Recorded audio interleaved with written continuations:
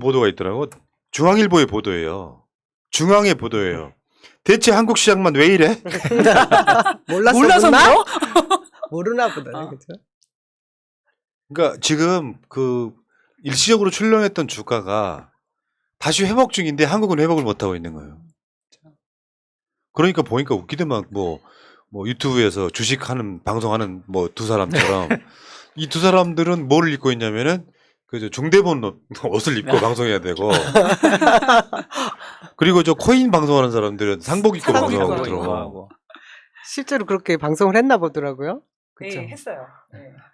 참담합니다. 추락하는 한국 증시엔 날개가 없다. 사실 자본주의 기본이 거거든요. 주식시장은 자본주의의 국가에서 그러니까 그 경제가 탄탄한 나라들은 기본적으로 주식시장 자체가 활성화되면서 주식시장이 활성화되면 우리나라 부동산 투기 같은 게 많이 사라지는 효과가 분명히 있는 거죠.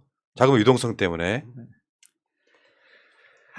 왜 대한민국 증시만 이러느냐? 그러니까 우선 제가 제일 먼저 해드리고 싶은 얘기는 며칠 전에 우리 검사 출신의 이복현 금융위원장이 은행장을 불러다 놓고 금리를 올리지 말라고 했습니다. 그게 제가 어떤 생각을 했냐면, 야, 은행장들 쫄겠다. 금리 올리면 쟤네 압수수색 당할 텐데 이런 생각을 했는데, 이복현 금융위원장이, 금감원장이 이런 지금 돌아가는 세계 금융시장이 어떻게 돌아가는지 전혀 정신 못 차리고 일단 금리를 올리지 말라는 헛소리를 했고요.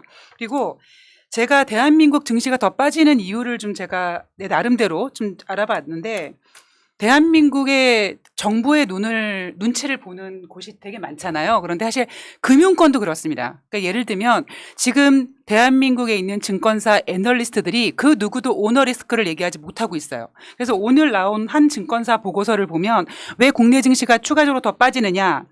낙인 효과다. 첫 번째는 고유가, 에너지 의존도가 높은 국내 경제 구조고, 두 번째는 기술주가 조정받기 때문이고, 세 번째는 중국 경기 경착륙 때문이다. 이런 소리를 하고 있는데, 이거는 진짜 의미 없는 얘기예요. 어차피 이런 이유 때문에 전 세계 금융시장이 다 떨어지는 건 맞는 얘기고요. 지금 대한민국 증시가 다른 국가들보다 더 많이 추락하는 이유는 첫 번째는 윤석열이 얘기하는 윤석열이 지금 진행하고 있는 대북 정책, 지정학적 리스크가 가장 큽니다. 아직 우리나라는 정전국이 아니라 지금 그러니까 전쟁이 종료된 게 아니기 때문에 외국에서는 언제든지 전쟁이 날 수 있다라고 생각하는 리스크를 갖고 있고요. 두 번째는 언론 리스크거든요. 아마 푸나님께서도 아시다시피 대한민국 지금 그 언론 신뢰도는 몇 년 동안 거의 세계 수준의 꼴찌를 차지하고 있거든요. 그러니까 제가 아는 지인분들 중에 뭐 모건스탠이나 이런 대형 투자 은행들 수석 전략가들이랑 얘기하면 그 사람들이 봤을 때 가장 큰 위험도는 물론 처음에 뭐 이래저래 해서 대통령을 저렇게 뽑아놨다고 해도 언론에서 그걸 계속 이제 예를 들면 까줘야 되고 조사해야 되고 진리를 밝혀줘야 되는데 그거를 외면하고 있다라는 것을 대한민국의 굉장한 리스크라고 보고 있더라고요. 예. 뭐 저는 솔직히 말씀드리면 대통령 그러니까 뭐가 문제냐면은 우리가 정부는 그런 얘기를 해요. 그건 우리가 대처할 수 있는 방법이 없다. 이 기름 유가 상승, 원자재 가격 상승, 뭐 러우 전쟁 이런 부분들 우리가 어떻게 대응을 하느냐. 우리가 그러다 보니까 지금 손 쓸 수 있는 방법이 없다고 말을 하는데 그걸 윤석열 목소리 드릴게요. 뭐 지금 현재로서는 방도가 없습니다. 네. 근데 중요한 건 뭐냐면은 똑같은 상황은 아니지만 그 팬데믹은요 100년 만에 발생한 것이었고 우리나라는 그것을 이겨냈어요. 전 세계를 선도하면서 글로벌을 이끌어가면서 세계 1등 국가로 만들어냈었거든요. 그러면 이런 고물가라든지 경제 침체 우려감이라든지 금리 상승은 몇 번 경험이 있었다라는 거예요. 그럼 그런 것을 경험을 바탕으로 해서 해결할 방법을 생각을 해야 되는데 그런 거에 대한 대책을 지금 못 내밀고 있다는 것이죠. 예. 문재인 정부하고 윤석열하고 비교해 본다면 만약에 요소수 사태 문재인 정부에서 문제가 발생했을 때 한 달 만에 해결했습니다. 오히려 중국이 죄송합니다. 저희가 실수했습니다라고 사과까지 받아냈어요. 그리고 일본 소부장 정쟁 발생했을 때 1년 만에 6개월 1년 만에 우리가 일본을 이겨냈어요. 일본은 네. 그 다음에 이겨내지 못하고 있습니다. 그리고 뭐 북핵 문제 5년 동안 도발이 없었죠. 부동산 문제도 전 세계와 비교했을 때 우리나라가 그게 못한 거 아닙니다. 그런데 윤석열은 뭐 하나 문제가 발생을 했을 때 여기에 대해서 해결책을 제시하지 못하고 있다는 것이죠. 그냥 단순하게 우리는 할 수 있는 게 없어요. 왜? 외부적인 변수니까. 이 말 처하고 있는데 외국인들 우리가 주식 사겠습니까? 그러니까 봐요. 그 중요한 게 아까 그 중앙일보 기사 한번 좀 봅시다. 헤드라인에 모든 게 다 나와 있어. 아래 공포, 여기 이제 리세션이죠. 리세션. 불경기, 경기 침체기. 침체. 그러니까 한국에는 이게 윤석열 리스크가 포함된 거예요. 방법이 없다고 하니 이게 이제 불황이 시작될 어떤 공포 때문에 이게 폭락한 주가가 올라오지를 못하고 있는 거예요. 그렇다 보니까 주가라든지 원화값 지금 아마 1,300원 정도 되는 넘었습니다. 어마어마한 거 이거. 네. 연저점. 그러니까 연중에 가장 저점. 바닥을 찍고 있는 거 아니에요. 저 그래프로 한번 볼게요. 중앙일보가 친절히 그래프 만들어 주셔가지고 그 중앙일보를 한번 보면은 중앙일보가 까고 있는 거 이거 2년 전으로 돌아간 코스닥 해가지고 지금 여기 밑에 나와 있죠. 2020년 1월 2일하고 2020년 7월 21일 이렇게 쭉 하다 보니까 2년 전으로 지금 돌아간 거예요 이게. 그러니까 참 아쉬운 게 환율이 저렇게 달러가 강세가 되면은 수출주가 호재가 될 수 있다 그래서 수출 관련주들이 증시를 이렇게 상승시키면서 어느 정도 방어를 해주는데 지금 사실 엔화 같은 경우도 굉장히 저가기 때문에 이제 수출주에 대한 매력도 떨어지고 있어서 우리나라 증시를 받칠 수 있는 좀 힘이 없고요. 제가 제 개인적으로 제 개인 방송에서 얘기할까 하다가 청기 누설 하나 해드리면 조만간 미국은요 조 바이든 대통령이 정책이라기보다 중국에 부과하고 있는 관세를 일부 폐지해 줄 겁니다. 그래서 중국 증시를 미국 증시를 어느 정도 부양시킬 건데 그 혜택을 우리나라는 받지 못할 겁니다. 예. 그렇다 보니까 이제 경기 침체가 우려되잖아요. 쉽게 표현하면 망할 건데 누가 투자를 합니까? 그래서 IT 기업의 수요도 위축되고 유가도 급락하고 삼중고 이런 차원이 문제가 아니라 이제 이런 상황이 되면은 일반 우리 국민들 수익도 줄어들 거고 수입도 줄어들 거고 고용도 안 될 거고 계속 이제 악순환이 반복되는 그런 경제 시작점인데 지금 윤석열은 뭐 하고 있어요? 왜냐하면 이런 시기가 되면 범국민적으로 나라를 구하자 같은 분위기를 만들어야 되는데 전 정권 수사나 보복만 하고 있잖아요. 이거 완전 미친 짓이거든요. 나 이게 요즘 윤석열 하는 거 보면서 그 뭐 안전이 중요하냐 같은 이런 소리 하는 거 보면서 아 이제 진짜 오래 못 하겠구나. 왜냐하면요 지금 윤석열 씨는 본인의 지지율에 대한 굉장히 심각한 고민을 해야 되는 시기예요. 근데 아랑곳하지 않잖아요. 날마다 뻔뻔하잖아요. 이따가 쭉 그런 얘기가 나오겠지만 이런 자가 지금 대한민국의 대통령이라는 게 큰 리스크라고 보고 그 다음에 이제 물가로 한번 가보면은 이런 보도도 있었어요. 물가 급등에 30년 장사꾼도 두 손 두 발 들었다. 지금이 최악이다. 지금이 최악이라는 거. 그쵸. 뭐 자기가 30년 장사해봤는데 지금이 최악이라는 거. 물론 저야 뭐 식당을 운영하진 않지만 식당을 이용하잖아요. 그러면은 진짜로 음식값이 많이 올랐다는 걸 피부로 느끼고 있거든요. 그런데 또 자영업 사장님 입장에서 본다라면 올릴 수밖에 없는 상황이 아닌가.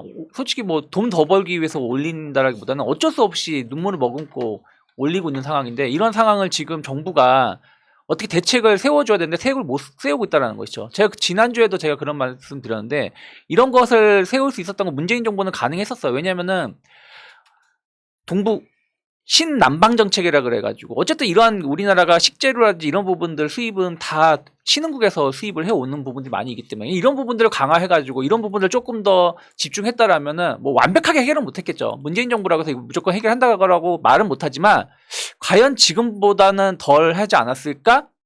라는 생각은 하고 있습니다. 경제는 심리다는 건 기본적으로 누구나 다 알고 있는 거지.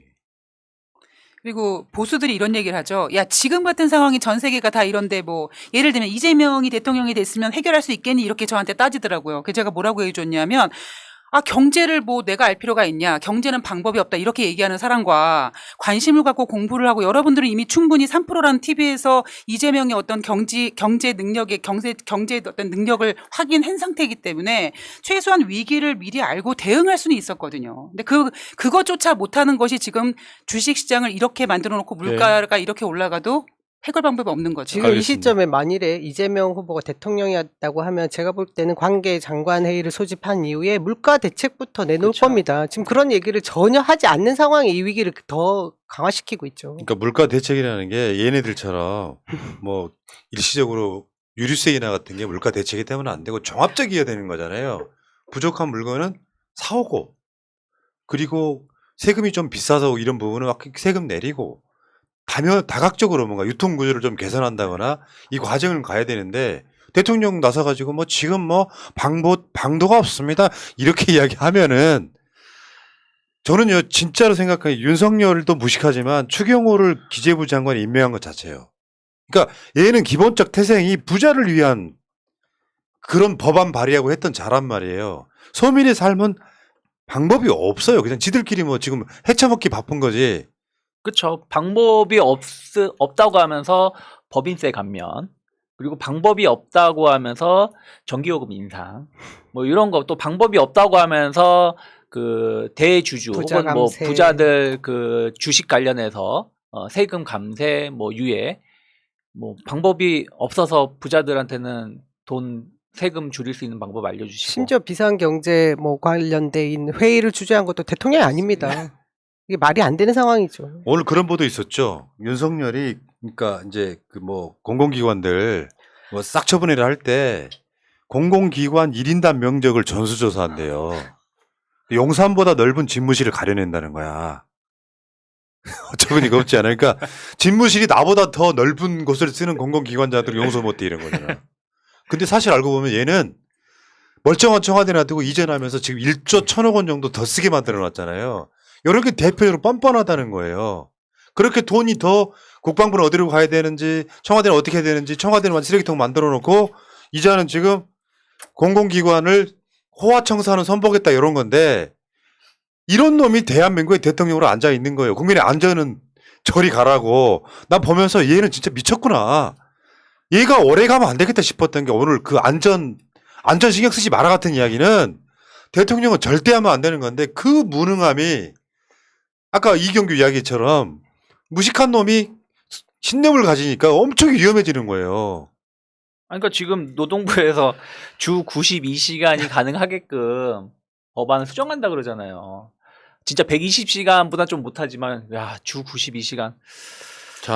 자, 우리 오늘 할 이야기가 엄청나게 많아. 분노할 지점들이 되게 많고 우리 이재명 이야기도 있어요. 좀만 기다려주세요. 한 가지만 어. 지금 주식 다 팔아야 되는 때인 거죠? 지금은 좀 갖고 있으시죠. 아, 그래요? 하실 수 있어요? 어제 다 팔게 했어요 우리 남편. 아이고. 자, 명 박사님께서 새나름 멤버십 가입은 우리 진영 큰 힘이다 이렇게 슈퍼챗 보내주셨고요. 감사드리고요. 고맙습니다. 슈퍼챗이나 뭐 멤버십도 감사하고요. 근데 새날 구독해주는 게 저는 더 감사합니다. 왜냐하면 어떻게든지 제 주관 중에 하나가 웬만하면 자생력을 가지려면 후원금 받지 않고 광고로 유지해야 된다고 생각하는 게 제 생각이에요. 광고를 봐주심으로써 간접 후원하는 게 그런 분들이 많아지는 게 더 오래가는 방법 중에 하나입니다. 후원은 갑자기 무슨 일 때문에 끊기고 이러면 출렁출렁하면 유지 못하는 거죠. 자생력을 가지려면 광고를 봐주시는 게 먼저다. 그리고 슈퍼챗이나 멤버십 해주시는 분들 진심으로 감사하게 생각합니다. 고맙습니다. 구독!